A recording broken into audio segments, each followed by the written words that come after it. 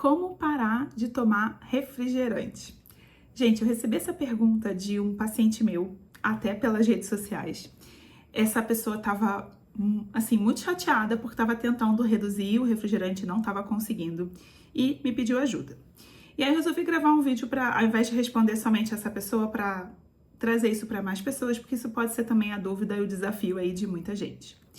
Mas antes de falar disso, eu queria trazer uma reflexão aqui. Então, também recentemente eu atendi uma paciente que me falou uma frase que me marcou muito e eu acho que tem muito a ver com o que a gente vai discutir aqui hoje.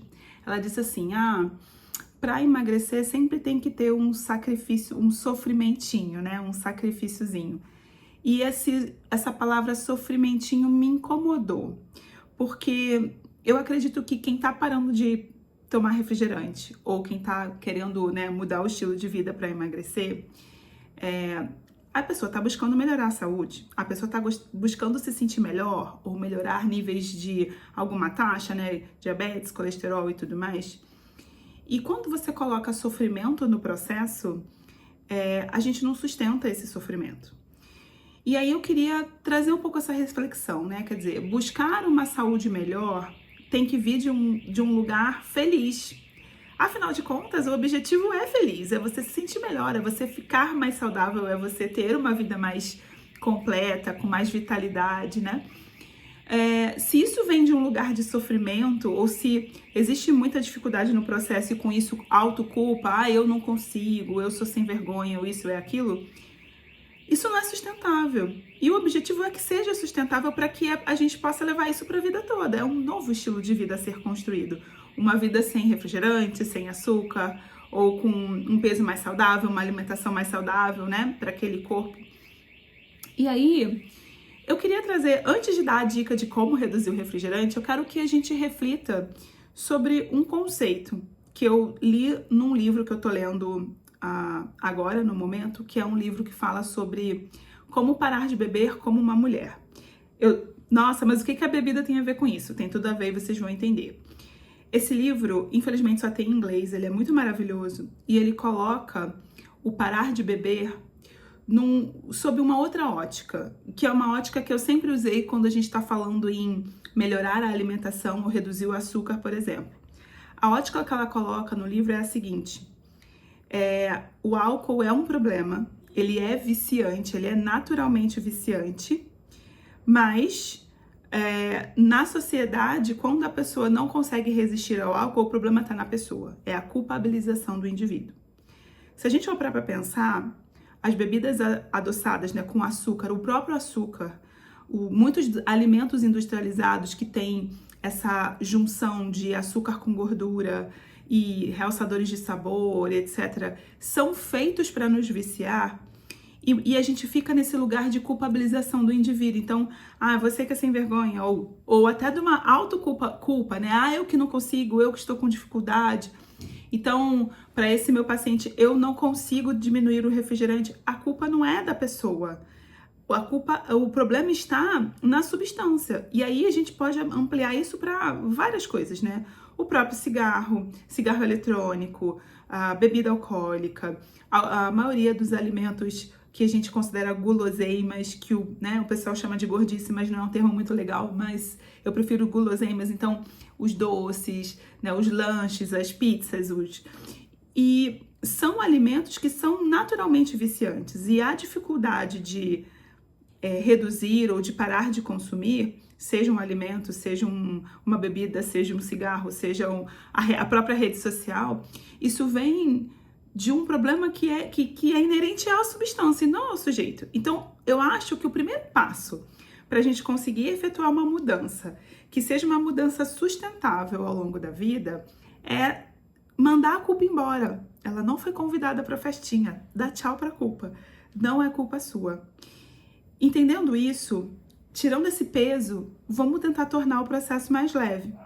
Então, para algumas pessoas, a gente tem que fazer... Tem pessoas que são disruptivas. Ela precisa assim, não, a partir de amanhã eu não tomo, porque se eu tomar um gole, eu não consigo mais. No caso do cigarro, no caso do álcool, no caso do doce, isso pode... Até no próprio caso da transição vegetariana, né, que também é um exemplo de mudança, Tem pessoas que funcionam bem dessa maneira, mas muita gente não funciona. Sempre costumei dizer que existem dois tipos de pessoa. A pessoa que é disruptiva, que é assim, ela vai do tudo pro nada, no dia pro outro. E tem pessoas que são pessoas de processo, que elas precisam ir reduzindo. Eu até fiz um vídeo sobre um desafio dos 40 dias sem açúcar há muitos anos atrás, logo no começo do canal, em que eu justamente ensinava a ir diminuindo aos poucos. Eu sempre fui mais do time do processo. E esse livro, que é o Quit Like a Woman, que é como Pare de Beber como uma Mulher, ela fala uma frase que eu achei muito legal, que eu quis trazer aqui para que pessoas aproveitem essa forma de pensar, não só preparar o refrigerante, mas para reduzir o açúcar de uma forma geral, para se alimentar de forma mais saudável, etc. Que é você pedir para uma pessoa que, por exemplo, bebe refrigerante todo dia, ou que bebe bebida alcoólica todo dia, ou que fuma todo dia, para ela parar de repente, existe todo um ritual e uma rotina. Então é a mesma coisa que você pegar uma pessoa que nunca correu e pedir para ela correr uma maratona. Então precisa de treino. E uma das coisas que ela indica fazer no livro é justamente você treinar a ficar sem. Então, quando eu trabalhava em unidade básica de saúde, né, no posto, a gente participava aí de grupos de tabagismo e a gente sempre recomendava a pessoa adiar o primeiro cigarro do dia, o máximo que ela conseguisse. Isso ia fazendo com que ela se acostumasse a ficar mais tempo sem fumar do que fumando. A mesma coisa pode ser usada para o caso do álcool e para o caso do refrigerante. Então, aquela estratégia de não tomar refrigerante durante a semana e deixar para o final de semana é uma boa estratégia para começar. Ou, se você preferir, adiar o horário da sua primeira Coca-Cola ou do seu primeiro Guaraná, enfim, né, por dia. Ou, se você preferir, tomar cada vez menos quantidade até não tomar mais. De alguma maneira, você ir treinando não tomar. A substituição, ela é também uma ferramenta. Então, assim, pessoas vão dizer, mas aí se eu, por exemplo, continuar bebendo, ou continuar bebendo refrigerante, ou continuar bebendo bebida alcoólica e tudo mais, eu não vou estar mexendo no meu hábito. E realmente, a gente tem que treinar o hábito de não tomar.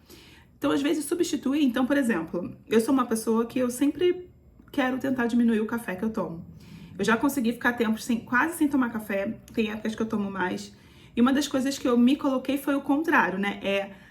Tomar café só de manhã e não tomar mais o resto do dia. E eu me acostumei a não tomar mais o resto do dia. Então, limitar o café ao longo do dia e se acostumar com a rotina de não tomar. E eu substituí por chá. Inclusive, até estou com um chazinho aqui na mão que eu acabei de tomar para substituir o café. E funciona super bem. E eu tô falando aqui de chá sem cafeína, são as infusões, tá? Por exemplo, uma coisa que você pode fazer é substituir por um chá, substituir por um suco natural, ou até, de repente, beber água, ou uma água saborizada, né, que é aquela água com folhinhas de hortelã, ou com a casca da laranja, ou rodelinhas de gengibre ou canela para ficar com algum gostinho para quem tem dificuldade, mas aí substituindo e aprendendo essa nova habilidade. A nova habilidade de gostar de coisas que fazem bem, a nova habilidade de ter uma rotina sem aquele, entre aspas, vício, tá? Eu também não gosto da palavra vício, eu aprendi que eu tô tendo esse olhar diferente a partir da leitura desse livro, né? Que sair dessa cultura de culpabilização do indivíduo e sair dessa cultura de que tem que ter sofrimentinho. Não, esse processo pode ser gostoso. Então, que tal, no lugar do refrigerante, naquele horário que você tá tomando refrigerante, cada dia você experimentar uma bebida saudável diferente? Então, pode ser uma água com gás com limão espremido, que eu adoro, por exemplo. Pode ser uma água saborizada, pode ser um chá natural, né, de folhas ou de frutos, e experimentando. E aí transformar essa experimentação numa aventura positiva e não numa privação do refrigerante. Isso seria uma dica interessante. E a mesma coisa vale para comida, né? Então, ao invés de pensar, não posso comer o doce, né, por exemplo, que tal tentar fazer receitas de doces saudáveis ou de substituições saudáveis na hora de preparar esse doce? Então, ao invés de comprar o doce pronto do mercado ou da padaria, fazer em casa, e aí com isso você está experimentando e tentando trocar os ingredientes ou fazer versões fit do doce, antes de você começar a aprender a ficar sem o doce, porque até as versões mais saudáveis, o sabor é diferente, tem menos açúcar ou às vezes não tem açúcar. Tem várias receitas por aí, inclusive também vou fazer um vídeo sobre isso. E aí, nesse momento, é você entender, né, se você é do processo ou se você é do disruptivo. Mas mais do que isso, uma última dica e um último passo que é extremamente importante, que eu não falei ainda até agora, mas não é porque eu deixei por último que é menos importante, que é entender o que está por trás desse vício, tá? Usando aí de novo a palavra vício, mesmo sabendo que ela não é a melhor palavra. Muitas vezes a gente usa o café, o refrigerante, o álcool, o cigarro, a comida como bengala. Porque a gente está estressado, porque a gente está frustrado, porque a gente passou por uma situação que aborreceu a gente. E uma das coisas que ela fala no livro que eu achei muito interessante também é que a gente vive uma cultura não só de culpabilização do indivíduo, mas de fuga do sentir. E que muitas vezes o sentir o desconforto, sentir a irritação, sentir a frustração, sentir o estresse é algo que nos assusta, então a gente evita e a gente faz alguma coisa para se distrair daquilo. E geralmente as nossas bengalas são isso, né? São nos entorpecer de sentir alguma coisa que está nos incomodando. Só que quando a gente fica no sentir e a gente aprende a lidar com esse sentir, a gente vê que o sentir ele vai embora rápido. Ele não é tão destrutivo assim como a gente imaginava. Então, se sentir frustrada, por exemplo, porque eu fui mal numa prova, porque não foi aceito numa entrevista de trabalho, porque foi mandado embora, porque o sinal não abriu e você tá atrasado ou atrasada. Sentir essa frustração é humano. E a gente aguenta. Nós somos fortes, a gente é muito mais forte do que a gente pensa, né? Aqui, é claro que eu não tô falando das coisas, né, graves, eu tô falando do dia a dia. Eu tô falando daquele pequeno acúmulo de coisas que vão acontecendo com a gente ao longo dos dias que fazem a gente estar sempre indo ali no refrigerante, tá sempre indo ali no cigarrinho, tá sempre indo ali na bebidinha, no chopinho, né?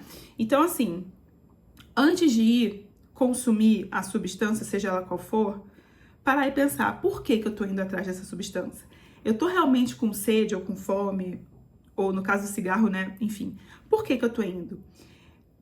É porque eu estou tentando fugir de sentir alguma coisa? Se é isso, deixa eu ficar nesse sentir mais um pouquinho. Vocês vão ver que isso vai ser, assim, uma grande jornada de aprendizado. Tanto de autoconhecimento físico, de entender o seu corpo, como ele reage, de entender o que cada tipo de substância ou alimento, como aquilo age no seu corpo, como o seu corpo fica com e sem durante o treinamento da maratona, né? E mais do que isso, um autoconhecimento também emocional, de entender o que te frustra, o que te chateia, como que você reage em relação às coisas, abrir esse espaço para sentir, mas não sem reagir, só sentir. Fazer esse exercício. É super difícil, viu, gente? Eu estou tentando, desde que eu comecei a ler o livro, e a gente não tem essa cultura, a gente não é ensinado a fazer isso, mas não é nenhum bicho de sete cabeças não, viu? É super possível de ser feito e traz bastante conhecimento sobre a gente mesmo, então é uma jornada bonita e feliz de ser feita também. Nossa, doutora, mas você tá falando pra eu sentir a tristeza e ficar na tristeza? Sim, só que você vai ver que essa tristeza, a parte ruim dela, a forma como ela vai pro teu corpo, passa rápido. E aí você se dar o tempo de pensar sobre isso, de refletir, pode te ajudar até mais a resolver do que ir pra Coca-Cola, ou pro Guaraná, ou pro cigarro, ou pro álcool. Entendeu o que eu quero dizer, gente? Então, assim, esse vídeo até ficou um pouco longo. É um assunto super complexo, daria pra gente ficar aqui 1 hora falando sobre isso. Tem muitos livros e muitas outras ferramentas para ajudar nesse processo.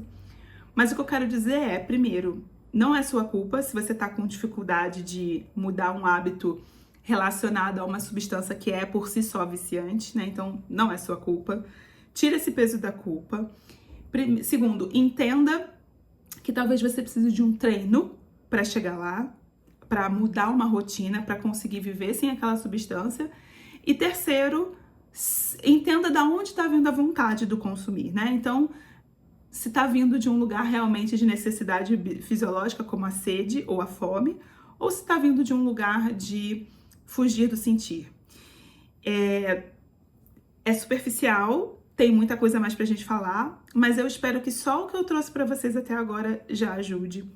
Tô fazendo esse vídeo com muito amor, com, né, todo carinho. Espero que esse meu paciente que me escreveu seja ajudado por esse vídeo, você também seja. Se você gostou, não esquece de dar aquele joinha pra mim. Não esquece de compartilhar esse vídeo com alguém que também precisa dessas dicas. Deixar o seu relato aqui, eu sempre leio os comentários, nem sempre eu respondo, mas eu tô sempre lendo, porque me inspira também para outros vídeos. E acompanhar a gente aqui no canal e nas nossas redes sociais. Espero que você tenha gostado. Fiquem com Deus, eu vejo vocês no próximo vídeo. Um beijo. Tchau, tchau.